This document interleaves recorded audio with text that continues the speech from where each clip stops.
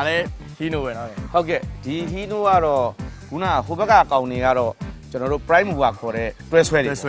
ဒီကောင်ကတော့လုံးချင်း12ဘိန်းကဖြစ်ပါတယ်ခင်ဗျာဟုတ်ကဲ့သူကတော့အဓိကကုံတင်တဲ့ဥစ္စာပါနော်ဟုတ်ကဲ့ဒီကောင်ကလုံးချင်းကုံတင်ရင်လော်ရီဖြစ်ပါတယ်ခင်ဗျာဟုတ်ကဲ့ပါသူကြောင့်ဘယ်နှတန်လောက်တင်လို့ရမလဲဒီကောင်တွေကတော့အခုကျွန်တော်တို့အခုအာဆီယံစံနှုန်းနဲ့ဆိုတင်နိုင်တဲ့တန်ချိန်က18တန်ပါခင်ဗျာ18တန်ဟုတ်ကဲ့ပါခင်ဗျာဟုတ်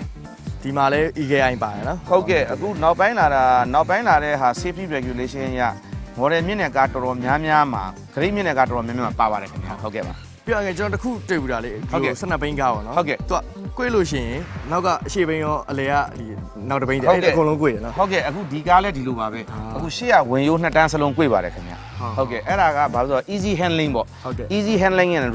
road safety အတွက်ပါခင်ဗျာဟုတ်ကဲ့ပါဒီ12ဘိန်းကြတော့ဈေးနှုန်းအနေနဲ့ဘယ်လောက်ပါလဲဒီကောင်တွေကတော့အကြမ်းမြင်ပြောရမယ်ဆိုလို့ရှိရင်330လောက်ရှိပါတယ်ခင်ဗျာဟုတ်ကဲ့ပါဟုတ်ကဲ့ပါခင်ဗျာ330လောက်ရှိပါဟုတ်ကဲ့ပါဟုတ်အဲ့ဒါဆိုကျွန်တော်အပေါ်တစ်ချက်ဟုတ်ကဲ့ပါခင်ဗျာဟုတ်ကဲ့ပါတက်ကြည့်ပါဟုတ်ကဲ့ပါ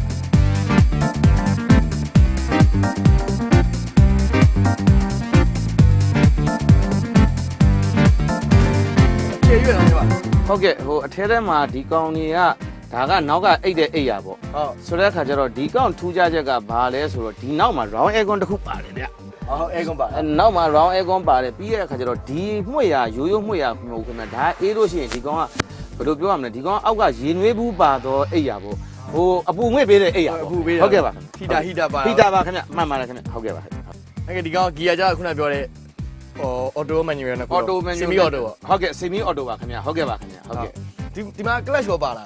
clutch ပါပါတယ်ဗျ clutch ပါလို့ semi auto လို့ပြောတာပါမဟုတ်လို့ရှိရင်တော့ fully auto လို့ပြောရမှာပါအဲ့သူကဆိုလို့ရှိရင် clutch မနေခြင်းလည်းရတယ် auto တိုင်းဟုတ်ကဲ့ clutch မနေခြင်းပဲ auto တိုင်းထားမယ်ဆိုလဲသူ့အလိုလျောက်သူပြောင်းသွားမှာဖြစ်ပါတယ် aircon round ဆိုတော့ပိုတော့ကောင်းတယ်နော်ဟုတ်ကဲ့ aircon round ဆိုတဲ့အခါကျတော့ရှေ့ခန်းကလူအတွက်ကတစ်မျိုးနောက်ခန်းကလူတွေကတစ်မျိုးကိုလိုတို့ချိန်ပြီးတော့သွားလို့ရပါတယ်နောက်ကအိတ်လူကလည်း AC အိတ်ပြီးတော့လိုက်လို့ရပါတယ်ညဘက်တွေဆိုရင်တော့ AC ဟုတ်ကဲ့ပါခင်ဗျဟုတ်ကဲ့ပင်မန်းတော့ဟုတ်ကဲ့ပါခင်ဗျ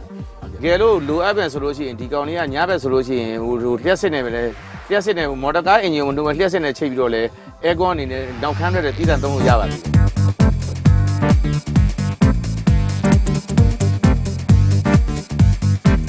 ီဒါဆိုတော့ဒီနေ့တော်တော်တော့